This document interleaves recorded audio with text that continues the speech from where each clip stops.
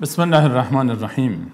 الحمد لله نحمده ونستعینه ونستغفره ونؤمن به ونتوکل علیه ونعوذ بالله من شرور انفسنا ومن سیئات اعمالنا من يهد الله فلا مضل له ومن يضلله فلا هادي له ونشهد ان سيدنا ومولانا محمدا عبده ورسوله. اللهم صل على محمد وعلى آل محمد كما صليت على إبراهيم وعلى آل إبراهيم إنك حميد مجيد وبارك على محمد وعلى آل محمد كما باركت على إبراهيم وعلى آل إبراهيم إنك حميد مجيد.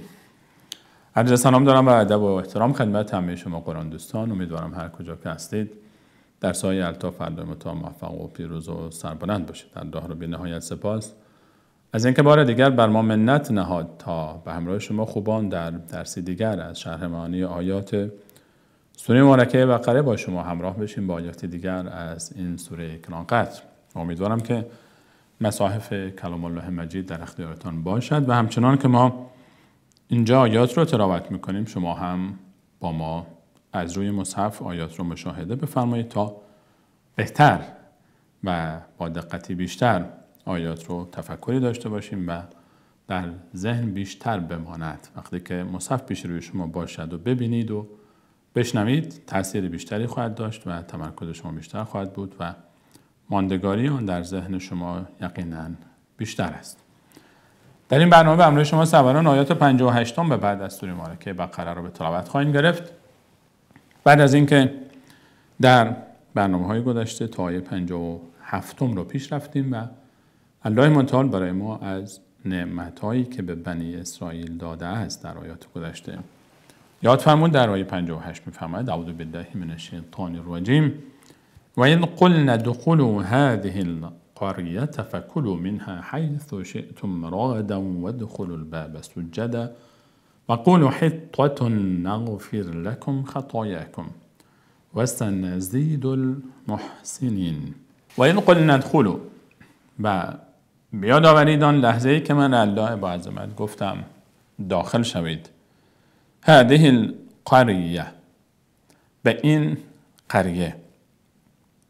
اینجا داستان بعد از اینکه در آیات گذشته در آیه 57 ذکر نعمتی از نعمت‌های الله متعال بر بنی اسرائیل در سرزمین سینا وادی تیه در اون دوران سرگردانی در وادی سینا ذکر شد.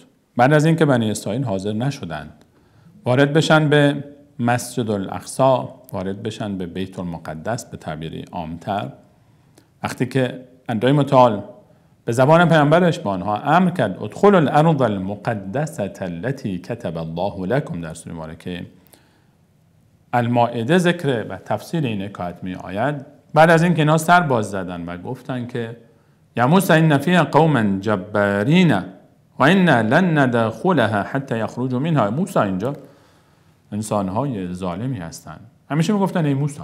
متاسفانه این قوم در ادب رفتار و تکلم با پیامبرشون هیچ وقت یاد نگرفتن که بگن یا نبی الله یا رسول الله یا کلیم الله، چون اصلا به ایمان نیاورده بودن بسیاری از آنها. گفتن که تا وقتی که این قوم ظالم در بیت المقدس است ما وارد نمیشویم. هر چقدر که مؤمنان قوم با اونها صحبت کردند، با اونها رو تشویق کردند و گفتن توکل بر الله متعال کنید و وارد شوید، باز هم فایده‌ای نداشت و تأثیری نکرد. سرانجام آخرین کلام آنها این بود که گفتن یا موسی ان لن ندخلها ابدا ما داموا فیها، ما هرگز وارد اینجا نمیشیم. خیال تو رو راحت کنیم، یک کلام ما نمیاییم. اذهب انت و ربک فقاتلا انا هاهنا قاعدون. تو خدای تو برید بجنگید، ما همینجا نشستیم. هر وقت جنگ تمام شد به ما بگید ما میایم داخل بیت المقدس و زندگی خودمان را میکنیم. الله متعال بعد از اینکه این اتفاق افتاد و موسی علیه السلام فرمود پروردگار لا املک الا نفسی و اخی، من جز خودم و برادرم هارون سلطه دیگری بر اینها ندارم. بین ما و این قوم فاسق خودت هر چی صلاح میدانی انجام بده. علی متعال فرمود فإنها محرمة علیهم 40 سنه، 40 سال اینها برایشان ممنوع است داخل شدن به شهر. تا 40 سال نمیتوانند دیگر وارد این شهر شوند.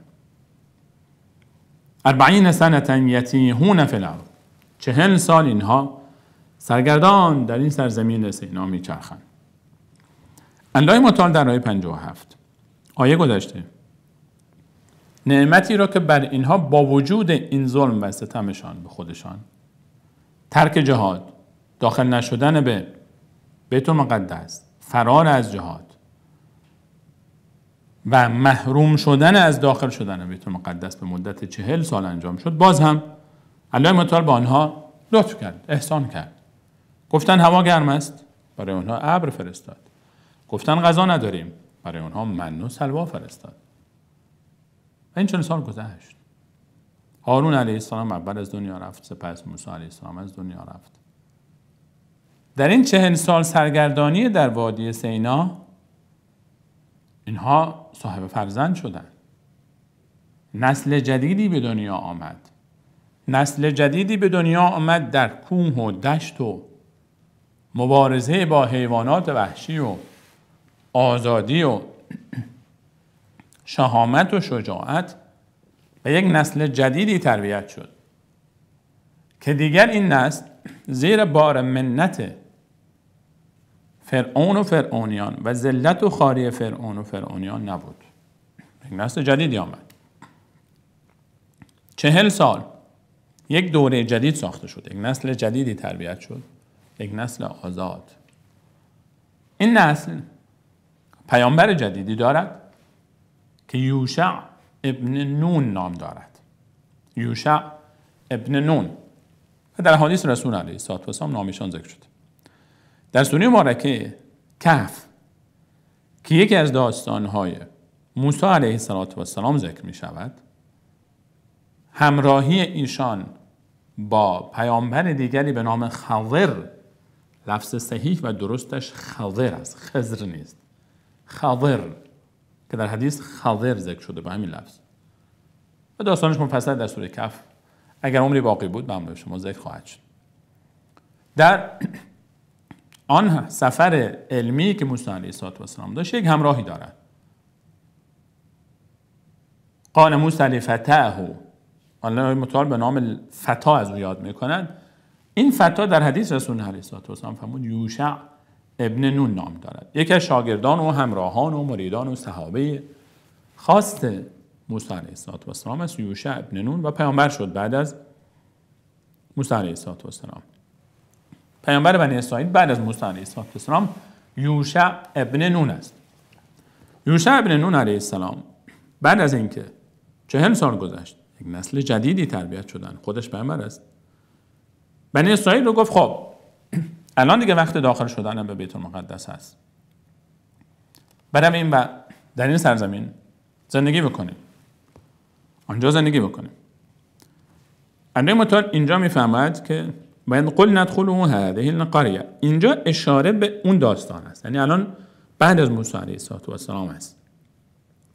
در آیات بعدی دوباره ذکر موسی علیه السلام می آید. اینجا تاریخ بعد از موسی است و این داستان در میان داستان‌هایی که با موسی علیه السلام مرتبط است ذکر شده است، زیرا مرتبط است با آیه قبل. یعنی اون لطفی که به اینها در وادی سینا شده بود بعد از اینکه اینها نرفتن به بیت المقدس، وارد نشدن، جهاد نکردن، لطفی رو که به اونها ذکر کرد، پایان این لطف باز الله متعال می‌فرماید با وجود این لطف این نسل هم که رفت، نسل بعدی باز این نسل بعدی هم با وجود این که در نزد فرعون نبودن، ذلت و خواری نداشتن، باز هم اینها مناد داشتن.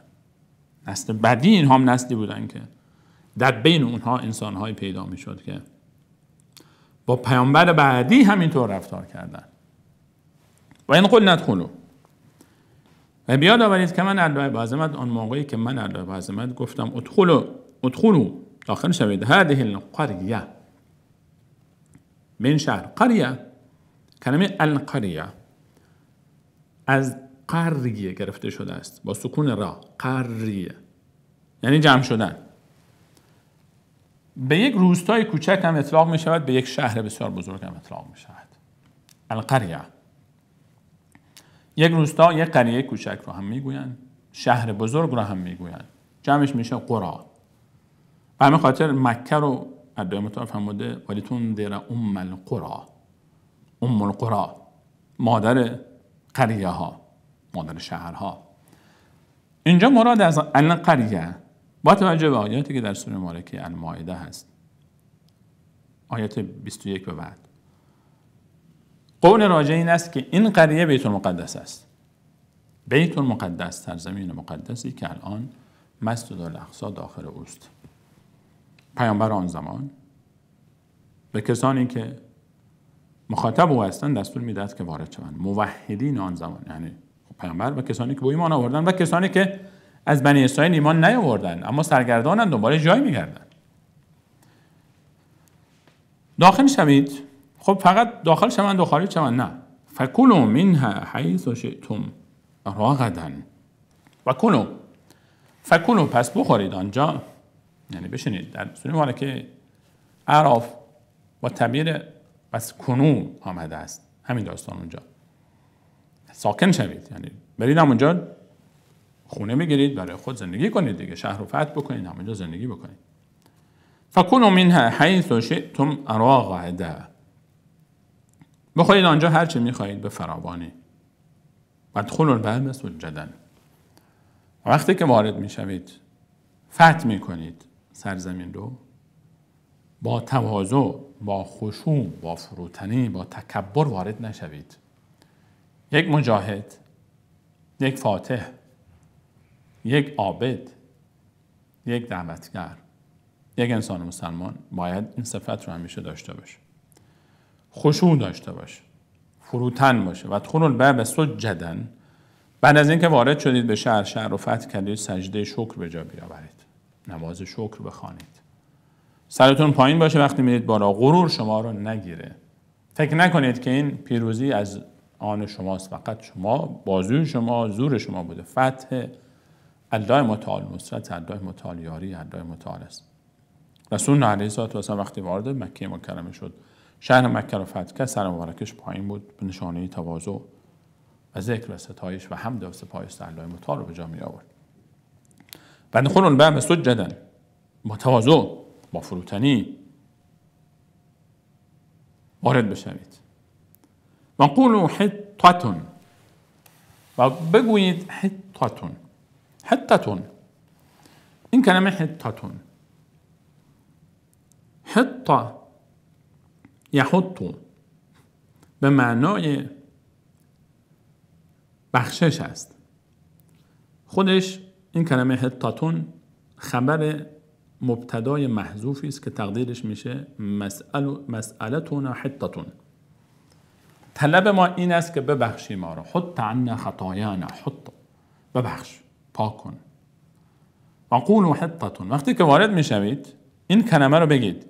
این استغفار شما اینطور باشد، بگید حطة حطة حطة، یعنی یا رب ما رو ببخش ببخش ببخش ببخش ما رو. این کلمه استغفار اونها بود. و قولوا حطة، بگفتیم که در اصل معنی بخشش است. طلب بخشش، مسئلتنا حطة، تقدیرش این است. طلب ما یا رب این است که ما را ببخشی. اگر این کار رو کردید، جهاد کردید، وارد شدید، تواضع کردید، از الله متعال بخشش خواستید، اذا جاء نصر الله والفتح ورأيت الناس يدخلون في دين الله افواجا فسبح بحمد ربك واستغفره. الله متعال میفهمد وقتی که نصر پیروزی میآید، فتح و پیروزی میآید، مردم دسته دسته به دین داخل میشوند، تسبیح حمد و ستایش الله متعال رو به جا بیاورید و استغفار کنید. انه کان توابا. استغفار، اشتباهی شما سر نزنه، گناهانی که شما سر زده، اشتباهاتی که شما سر زده، الله متعال ببخشد. این وصف حال یک مجاهد است، وصف حال یک انسانی است که وارد یک سرزمینی می شود. مغرور نشید، متکبر نباشید، غرور شما رو نگیره و آنچه که الله متعال به شما امر کرده همون رو انجام بدید. نغفر لکم خطایاکم. نغفر لکم، نغفر لکم، مغفرت به معنای، مغفرت در لغت به معنای پوشش است. به همین خاطر در عربی کلاه خود را مغفر میگویند. مغفر، کسی که سرباز در جنگ اون کلاه آهنی که به سر میگذارد تا محافظت بکنه او رو از ضربات بر سرش، مغفر میگویند. چون میپوشاند سر. غفران یعنی پوشاندن در لغت، مغفرت یعنی پوشاندن. و در اصطلاح دینی مغفرت گناه، در اصطلاح قرآنی پوشاندن، بخشیدن و مؤاخذه نکردن بر یک گناه، هر سه تا با هم می شود مغفرت. الله متعال می پوشاند، می بخشد و مؤاخذه نمی کند. تنها پوشیدن گناه نیست، هم پوشیدن گناه است، هم بخشیدن گناه است، هم مؤاخذه نکردن به خاطر این گناه است. شما جهاد کنید، شما تواضع داشته باشید، شما از من با عظمت بخشش بطلبید، گناهان شما را می پوشانم و می بخشم و مؤاخذه نمی کنم شما را. فرق بین عفو و غفران در همین است. عفو بخشش همراه با عقوبت است و دیدیم که در آیات گذشته الله متعال فرمود ثم عفونا عنکم من بعد ذلک، بعد از اون گوساله پرستی عفو کردم شما رو. ولی اون عفو بعدش چی بود؟ بعدش در آیه 54 الله متعال فرمود که موسی به قوم خود گفت انکم ظلمتم انفسکم باتخاذکم العجل فتوبوا الی بارئکم فاقتلوا انفسکم. یک مجازات سختی بعد از اون عفو آمد که بخشش اون گناه بود. غفران این رو نداره.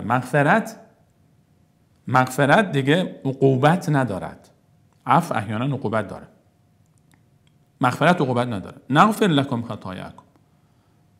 جهاد، یک جهاد مقدس برای فتح بیت المقدس چنان عظمت و جایگاهی دارد که گناهان شما را من عظمت میپوشانم و میبخشم و هیچ مؤاخذه‌ای به خاطر آنها نخواهید شد.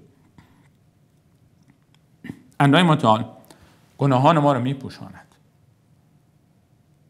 اگر الله متعال گناهان ما را نپوشاند و دور بری های ما از گناهان ما مطلع بشوند، رسوا میشویم. الله متعال میپوشاند و میبخشد و در قیامت هم هیچ مؤاخذه نمی کند به خاطر آنچه بخشیده ما را. نغفر لکم خطایاکم. خطایا جمع خطیه هست. خطیه، اگر اشتباهی از روی عمد و دانسته انجام شود، این می شود خطیه، این گناه مؤاخذه می شود. اما اگر اشتباهی از روی غیر عمد و نادانسته انجام شود، می شود خطا. خطا. ربنا لا تؤاخذنا ان نسینا او اخطأنا. خطا. پروردگار آنچه که ما فراموش میکنیم یا خطا میکنیم، اون خطایی که مؤاخذه نمی شود، اشتباهی است که نادانسته و از روی غیر عمد انجام شود. اما گناه آن چیزی است که دانسته و از روی عمد انجام می شود. من میدانم که این کار گناه است و عمدن انجام می دهم. این میشه گناه، مؤاخذه داره اگر بخشیده نشود. خطایا جمع خطیه هست. ما دو تعبیر داریم در قرآن کریم. خطیه اینجا یا اخطا. لا تؤاخذنا ان نسینا او اخطأنا. این دو تا با هم متفاوتن. اولی مجازات ندارد، دومی دارد. اولی گناه نیست، دومی گناه است. اون اشتباهی که نادانسته و از روی غیر عمد انجام شود، اون مؤاخذه نداره. اشتباهی که دانسته و از روی عمد انجام می شود مؤاخذه دارد. اینجا همون اشتباهی که دانسته و از روی عمد است. من الله با عظمت اون اشتباهات دانسته از روی عمد شما رو میپوشانم، میبخشم و با شما رو مؤاخذه نمی کنم، مجازات نمی کنم. چرا؟ چون استغفار کردید، چون جهاد کردید، چون تواضع داشتید، چون فروتنی داشتید. و سنزید المحسنین. و به انسانی که محسن است می افزایم به انسان محسن. محسن در برابر الله متعال کسی است محسن یعنی نیکوکار، کسی که احسان دارد. احسان در برابر الله متعال معناش این است که در حدیث معروف جبریل علیه السلام، جبریل علیه السلام به شکل انسانی آمد پیش رسول علیه السلام، از ایشان پرسید که یا محمد، احسان چیست؟ ایمان چیست؟ اسلام چیست؟ و احسان چیست؟ بعضی جا اسلام اول آمد. احسان رو رسول الله فرمود ان تعبد الله کأنک تراه فإن لم تکن تراه فإنه یراک. الله متعال را به شکل عبادت کنی گویی الله متعال را میبینی و اگر تو الله متعال را نمیبینی، الله متعال که یقینا تو را میبیند. احسان با الله متعال، انسان محسن کسی است که هم با الله متعال احسان دارد، هم با غیر الله متعال، با مخلوقاتش، با انسانها. احسان با الله متعال این است که در عبادتها به شکل عبادت کند که گویی الله متعال را میبیند. احسان با انسانها این است که طوری از بانها رفتار کند که هیچ آزاری از این بانها نرسد و نفع برساند بانها. و سنزید المحسنین، انسانهای محسن در متعال میفرمایند در بانها میافزایم، برکت میدم در زندگیشان، در کارشان، در عبادتشان. و ان الله یحب المحسنین، الله متعال محسنین را دوست دارد.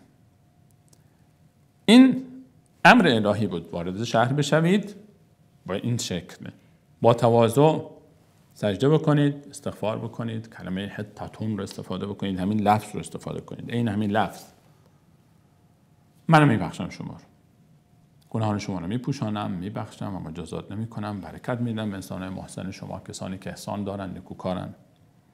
خب الان بعد از 40 سال سرگردانی در وادی سینا، پیامبری جدید، فتح شدن شهر فتح شد، رفتن داخل شدن، نصرت الهی شامل حال آنها شد. یک داستان مفصلی است، داستان فتح بیت المقدس توسط پیامبر یوشع ابن نون علیه السلام.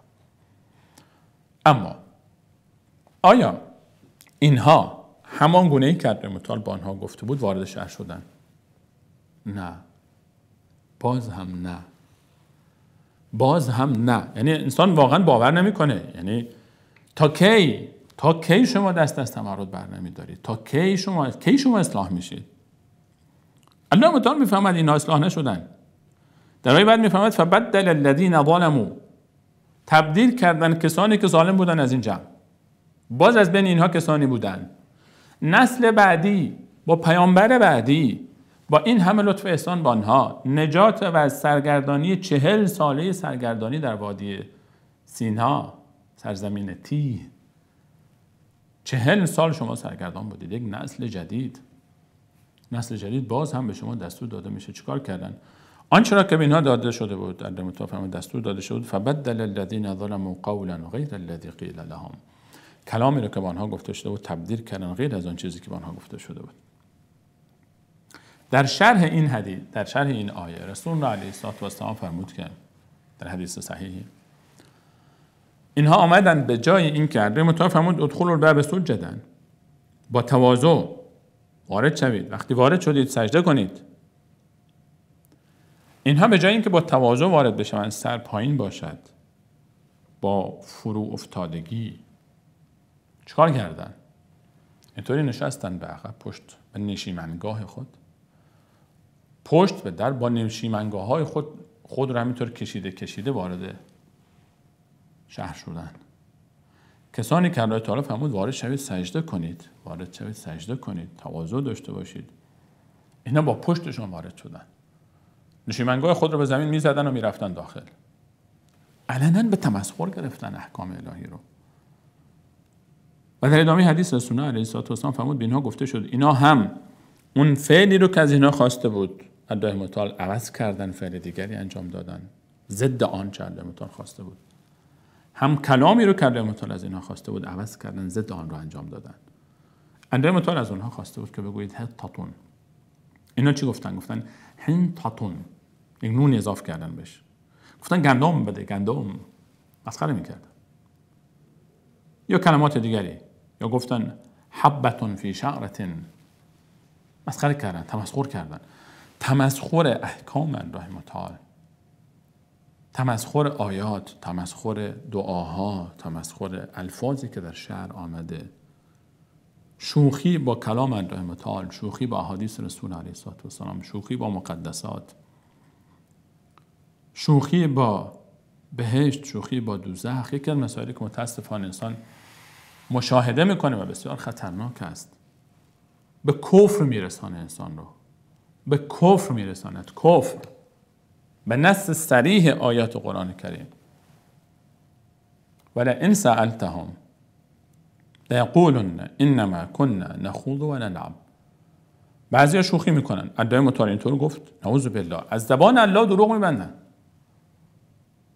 در محافل وقتی بنا تذکر میده آقا ما شوخی میکنیم، نعوذ بالله فلانی رفت پیش الله متعال، جبرئیل رفت پیش الله متعال، الله متعال اینطور گفت، الله متعال اونطور شنید. کفر است این کلام ها. نسبت دادن آن چیزی که الله متعال نگفته بر الله متعال کفر است. مثل این است که شما بگید در قرآن آمده است، خدا در قرآن گفته که فلان رفت پیش فلان، فلان رفت پیش فلان، از پیش خودتون هم آیه بتراشید. کفر است این چیزها. الله متعال میفرماید کیست ظالم تر از اون کسی که بر الله متعال به دروغ چیزی را نسبت میدهد؟ و من اظلم ممن افتری علی الله کذبا.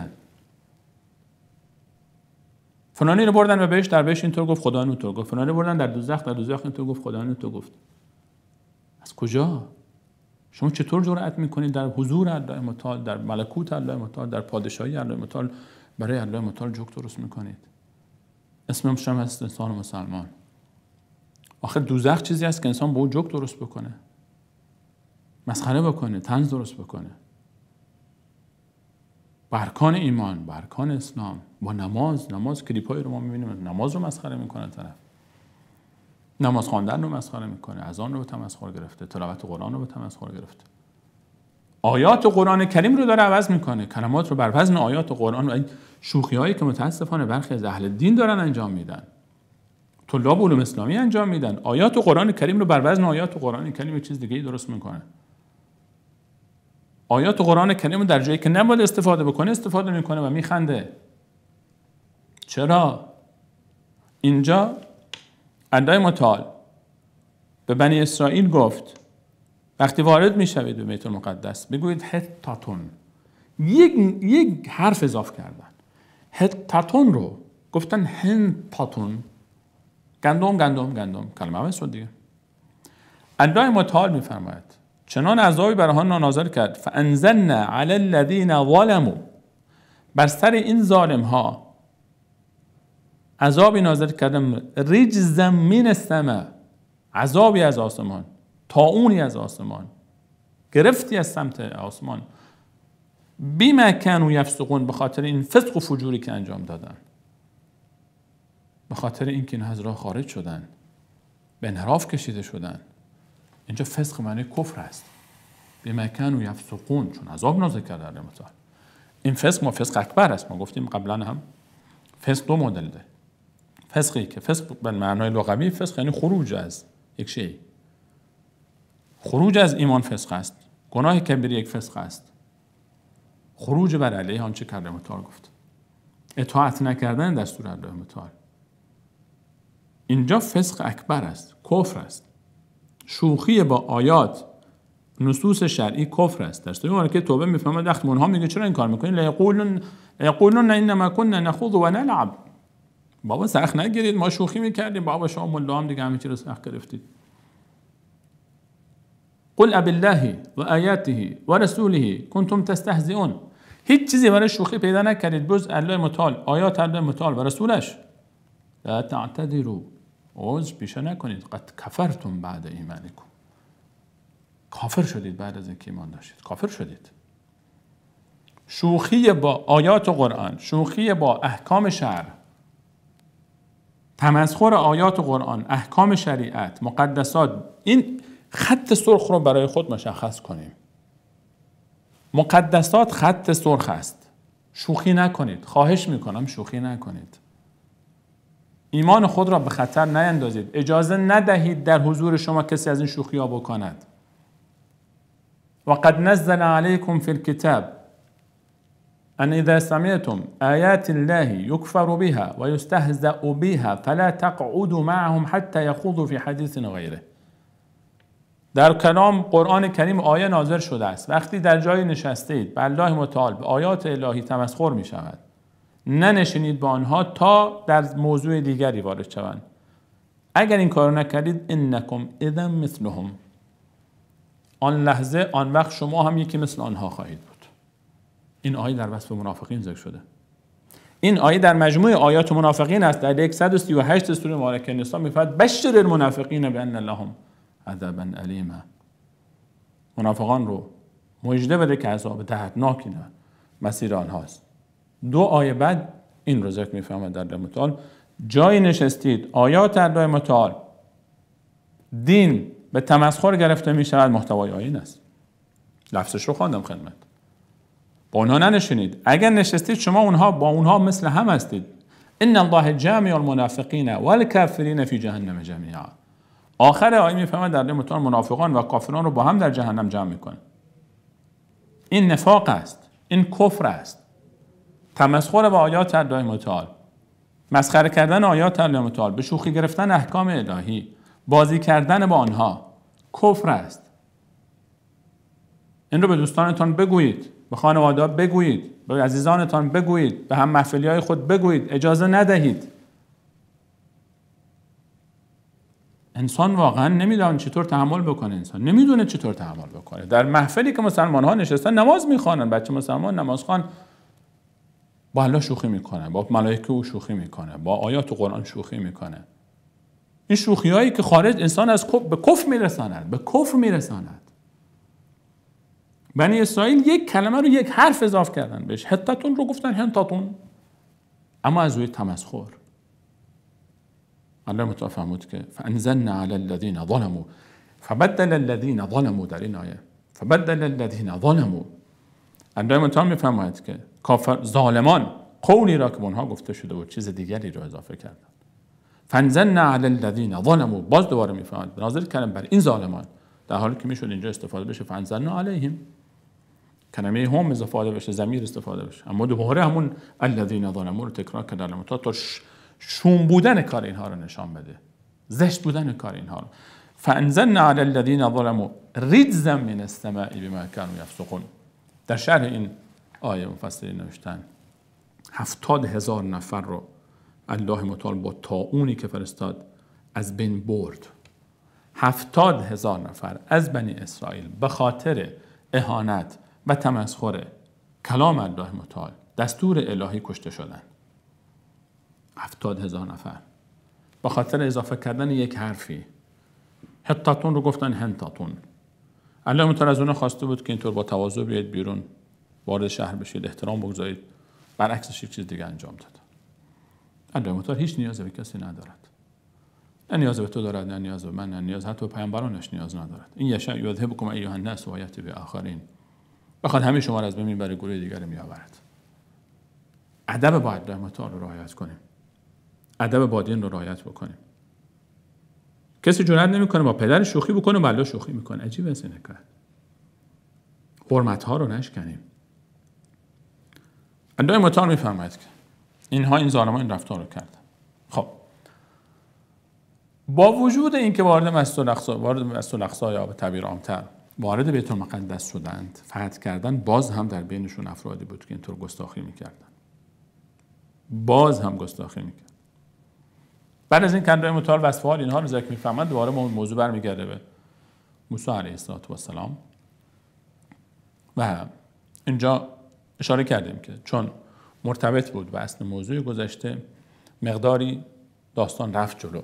40 سال بعد دوباره برمیگرده 40 سال قبل، برمیگرده به قبل از جوش ابن نون علیه السلام و داستان وادی تیه. دوباره در اون جایی که اینها در سرزمین تیه، وادی سینا، برای این الله متعال ابر آورد و من و سلوا آورد. یک گذری کرد داستان، رفت 40 سال بعد تا سرنوشت این جریان شهری که وارد میشوند هم مشخص بشه و همین که اینا اینجا نرفتن. خب بعدش چی شد؟ این سوال پیش میاد، اینا که نرفتن چی شد؟ نسل بعدی رفتن. آیا نسل بعدی مثل اینها بودن؟ برای اونها مثل اینها بود.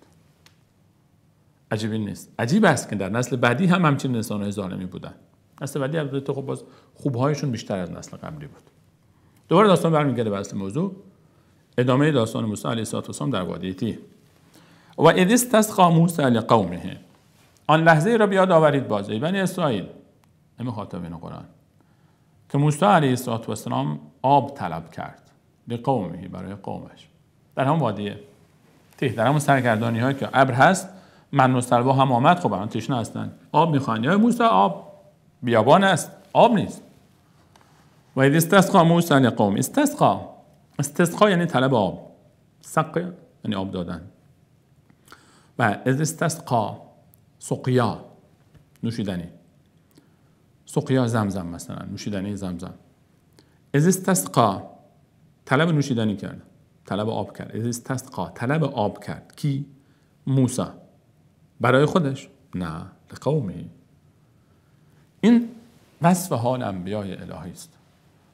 بیشتر از اینکه به فکر خود باشه، به فکر قوم خود است. اونم چه قومی، چه انسان نازنین است این موسی علیه السلام. موسی، مشتاقم این موسی علیه السلام به، والله مشتاقیم، میدونم که شما مثل من مشتاقید. این انسان نازنین رو ببینم، بوسه‌ای بر پیشانیش بزنم، بر دستانش بزنم، او رو در آغوش بگیرم، بگم ای موسی جان چطور صبر کردی تو؟ چطور با این قوم، چطور تو صبر کردی؟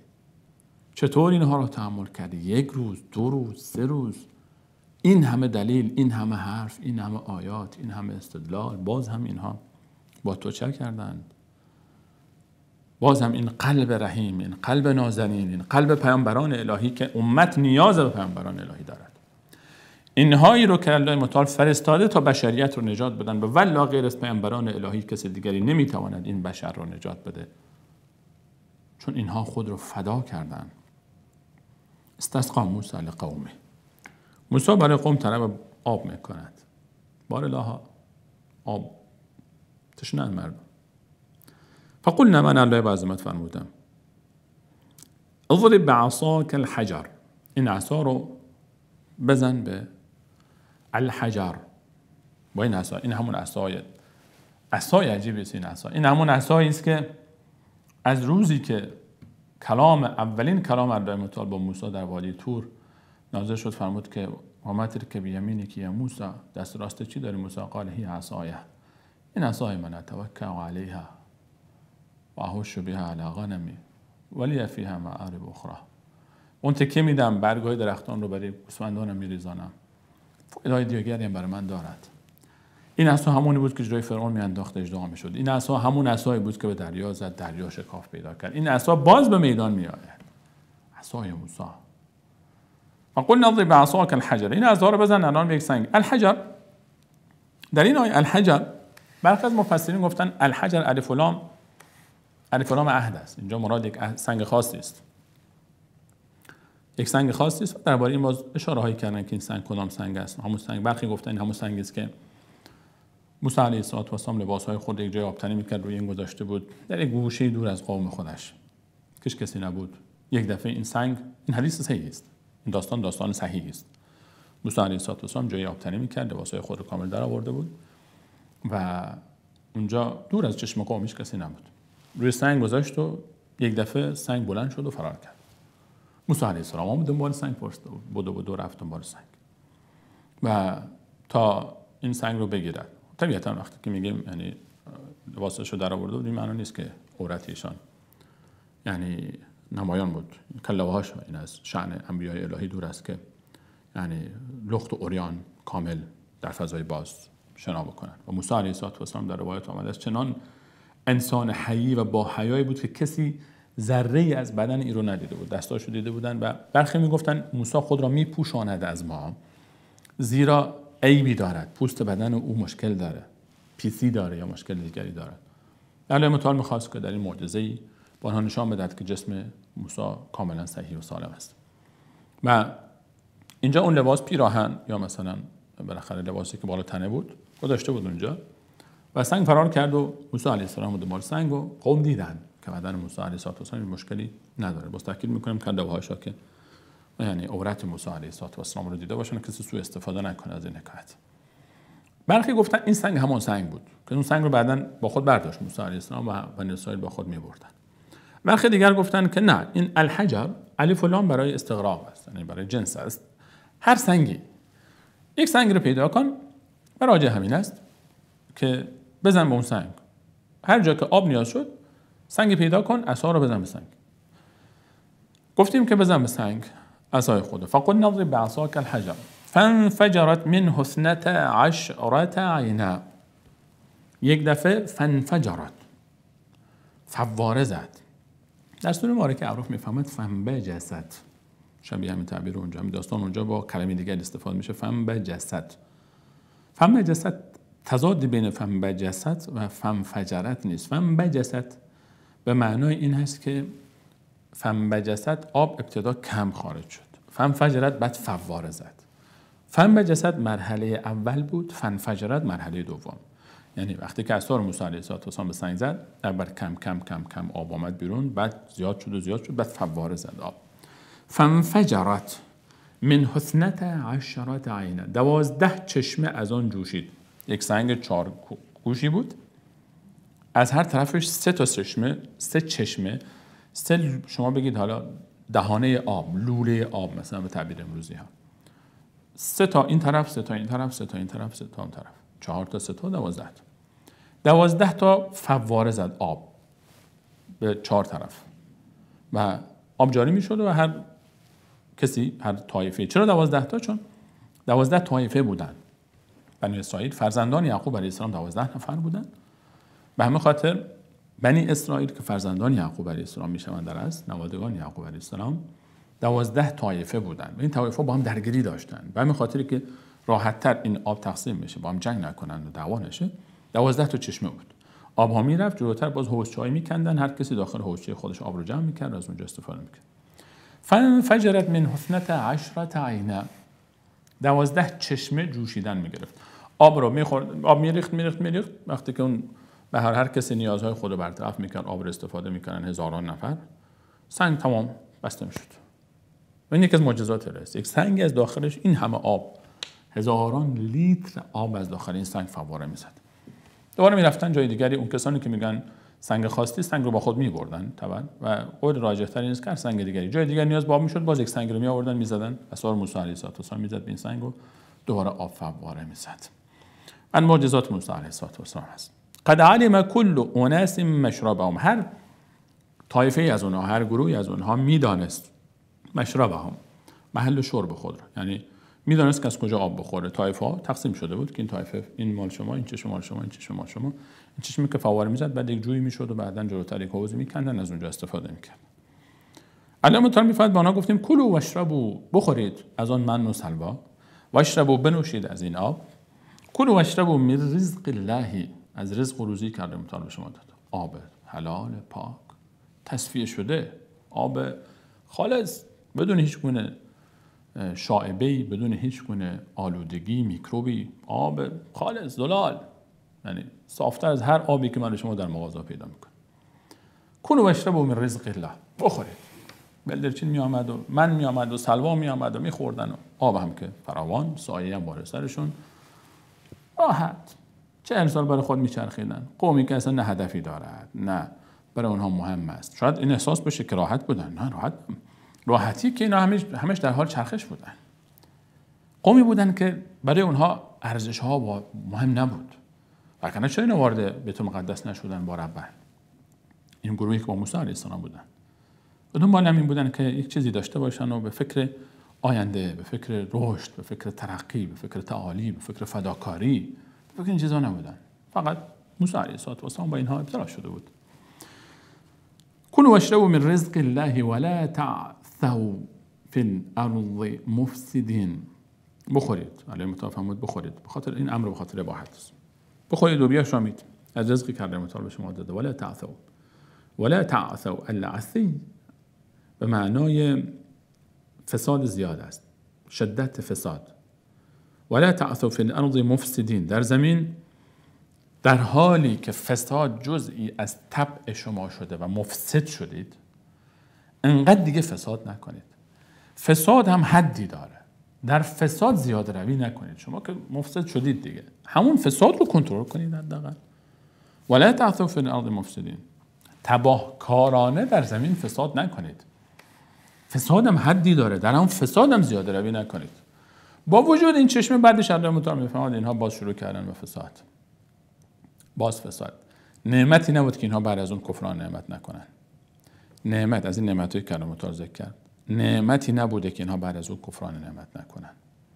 هر نعمتی ذکر میشه بعدش ظلم و فسق و فجور و کفر و شرک اینها رو ما میبینیم.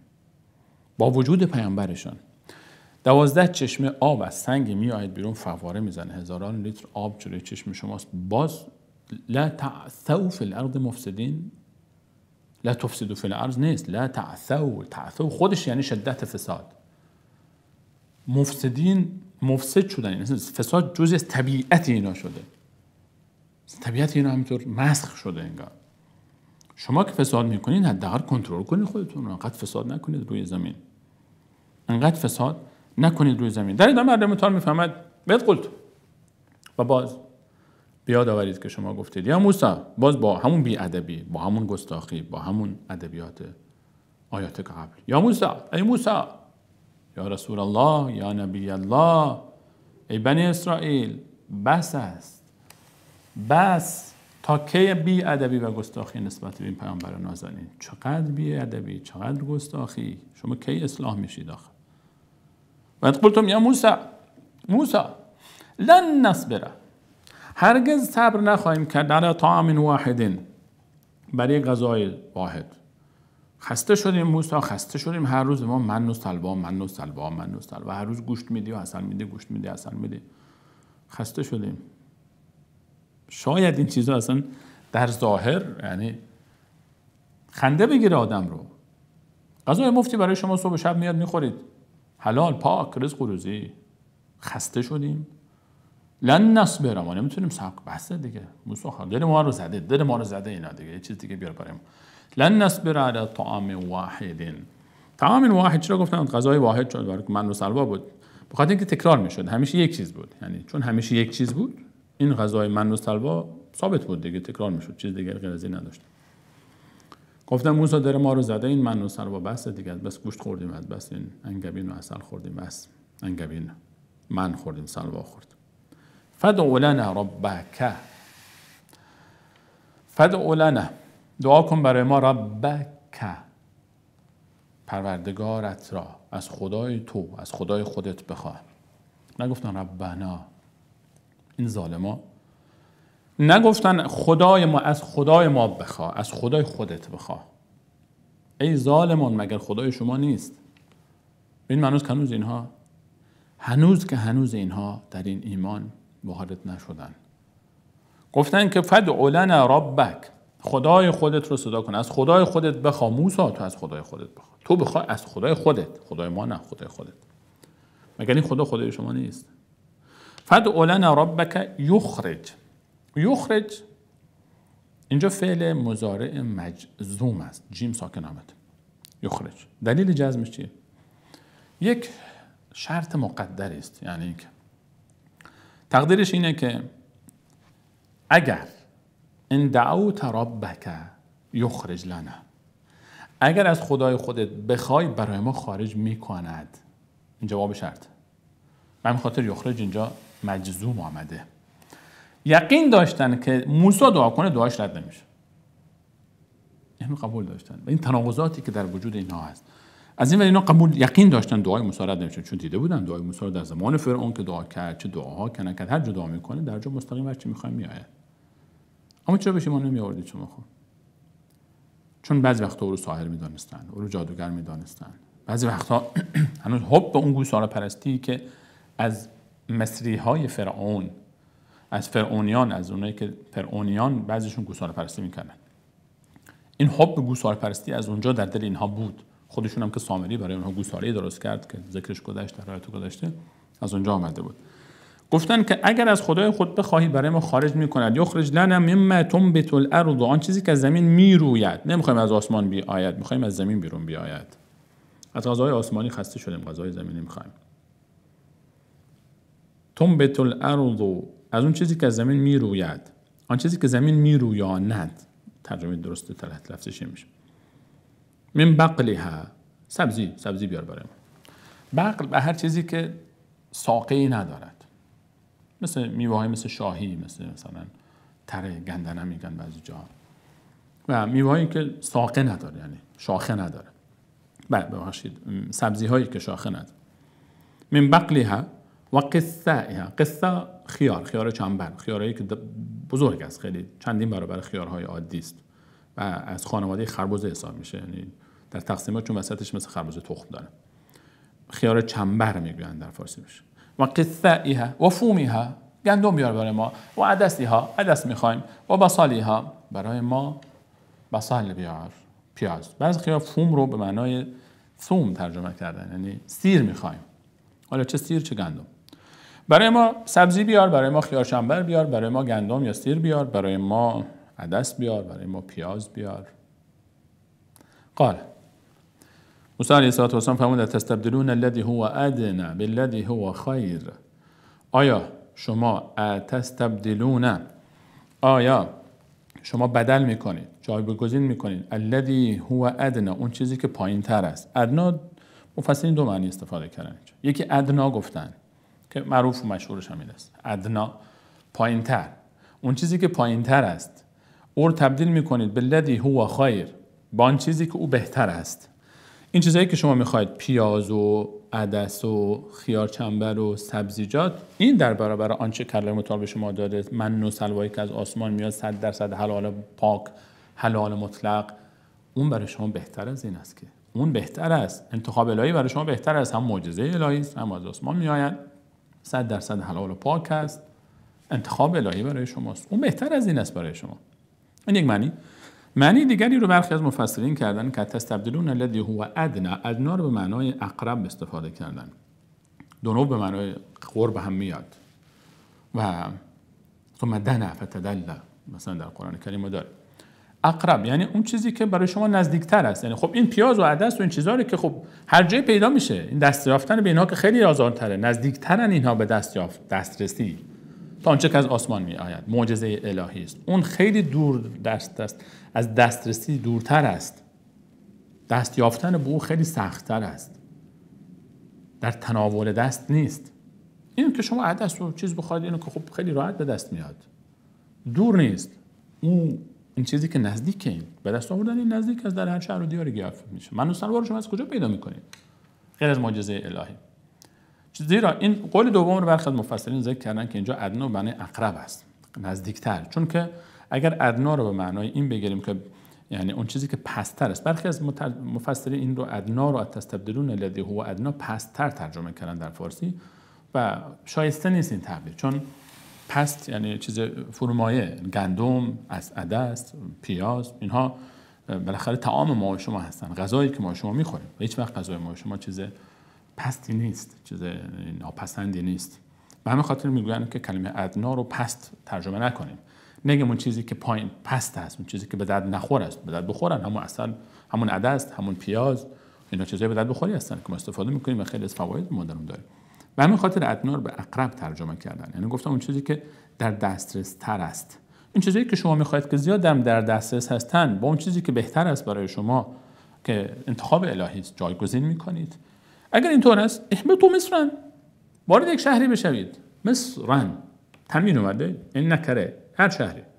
مصر به معنی شهر استفاده میشه. مصر در قرآن هم به معنی شهر آمده، جمعش میشه امصار، هم مصر به معنی این کشوری که به اسم مصر معروف است آمده است. مصر آمده است. با اون مصر هم در سوره یوسف، هم در داستان فرعون مصر به معنی اون کشور هم استفاده شده. مصر اینجا و اما اهبطوا مصرا با تنوین که آمده به معنی شهری. هر شهری که شما وارد شوید این چیزا رو پیدا میکنید دیگه.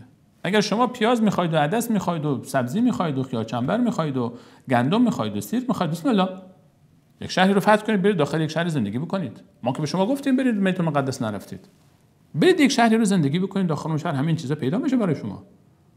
اگر شما از دست معجزه الهی خسته شدید، فإن لکم ما سألتم، در اون شهر هر چیزی که شما بخواید برای شما هست. و ضربت علیهم الذلة، و ضربت هر متون میفهمن مهر خورد برای اینها، ضربت زده شد برای اینها الذله، اینها ذلیل بودن، ذلت طبع اینها شده، جزئی از ذات اینها شده بود. ضربت ضرب، وقتی یک سکه رو شما یک شکلی رو روش ضرب میکنید، میزنید، دیگه جزئی از اون طبیعت اون میشه، یعنی همیشه روش میمانه. و ضربت علیهم الذله، این ذلت جزئی از طبیعت اینا شده بود. زیر بار فرعون با همین ذلت و خواری بزرگ شده بودن، همینطور ذلیل مانده بودن. و ضربت علیهم الذلة والمسکنة و نیازمندی و فقر. این نیازمندی باطنی، ذلت درونی. از ذلت رو برخی از مفسرین ذلت رو گفتن اون خاری و زبونی که ظاهر متوجه می شود و المسکنت خاری و زبونی داخل، عدم قناعت، فقر، نیازمندی، احساس نیاز همیشه و احساس فقر. و باءوا بغضب من الله، و گرفتار شدن به غضب الهی.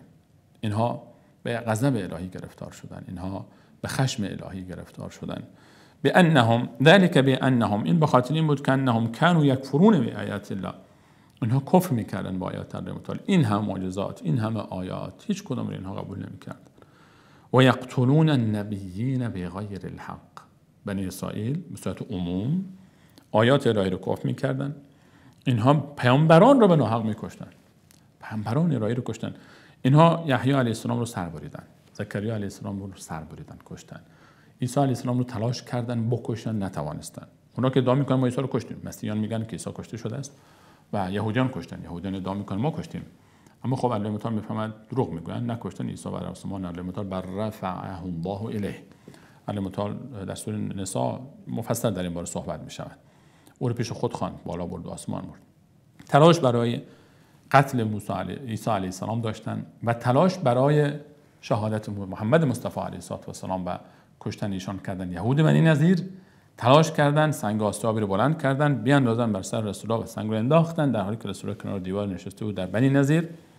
و در همون لحظه خبردار شد، جبرئیل علیه السلام ایشون خبر داد، سری بلند شد، سنگ افتاد، که این مقدمه برای غزوه بنی نضیر شد. بعداً یهودیان تلاش برای شهادت رسول الله داشتن، شهادت عیسی علیه السلام داشتن و بسیاری از انبیاء دیگر رو کشتن. بسیاری از انبیاء رو یهودیان کشتن. بنی اسرائیل بسیاری از انبیاء پیامبران خود رو کشتن. الله متعال میفرماید به ناحق. این معنی نیست که پیامبر رو به حق میشه کشت، نه، قتل انبیاء همیشه به ناحق است. ذلک بما عصوا، این به خاطر این که اینا بسیار گناه کردن، عصیان کردن و كانوا یعتدون، و از حد و تجاوز میگذشتن، حد و مرزهای الهی رو رعایت نمیکردن. قوم ظالمی بودن، قوم فاسقی بودن، قوم فاجری بودن. اینها چه کردن با انبیای الهی؟ الله متعال میفرماید اینها به همین خاطر همیشه ذلیل میمانند، همیشه همینجا فقر درونی دارند. ولو اینکه ضربت علیهم الذلة اینما ثقفوا، در سوره مائده آل عمران 112 میفرماید هر جا باشن ذلت بر اینها مهر خورده. جزئی از طبیعت ایناست احساس ذلت. یهود احساس ذلت. ضربت علیهم الذلة اینما ثقفوا الا بحبل من الله، مگر اینکه برگردن به حبل الهی، به دین الله متعال ایمان بیاورن، او به حبل من الناس، یا اینکه منافقینی رو درآمد پیدا کنن که از اونها حمایت میکنن، یا اینکه چنگ بزنن به این و با آن و این و آن رو کمک بگیرن، از این قدرت از آن قدرت، و نفوذ بکنن در اونها و جاسوس بفرستن، نقطه ضعف از اونها بگیرن، خیانت بکنن تا بتوانن که خود رو حفظ بکنن. ضربت علیهم الذلة والمسکنة و ضربت علیهم الذلة والمسکنة. این طبیعت اینها شده، همیشه احساس ذلت، احساس خاری. ولو اینکه ثروتمند هم باشن باز هم در دلشون احساس فقر میکنن، بخیلن، دزدن، هر جا میرن دزدی میکنن، هر جا میرن مال اموال دیگران رو میخوان که به چنگ بگیرن. الله متعال ما شما نجات بده شر این ذلیلان فاسق و فاجر و قاتلان انبیای الهی. الله متعال برای ما از رابطه اینها با پیامبرش، اینا در حضور موسی علیه السلام چه نکردن با موسی علیه السلام، بعد از موسی علیه السلام خب طبیعی است که چه فساد و فسق و فجوری را انجام میدهند. به همین قدر اکتفا میکنیم. در برنامه بعد همراه شما سروران در آیات دیگر در خدمت شما خواهیم بود. تا دیدار دیگر همه شما سروران به الله متعال میسپارم. الله یارتان باد. السلام علیکم و رحمت الله و برکاته.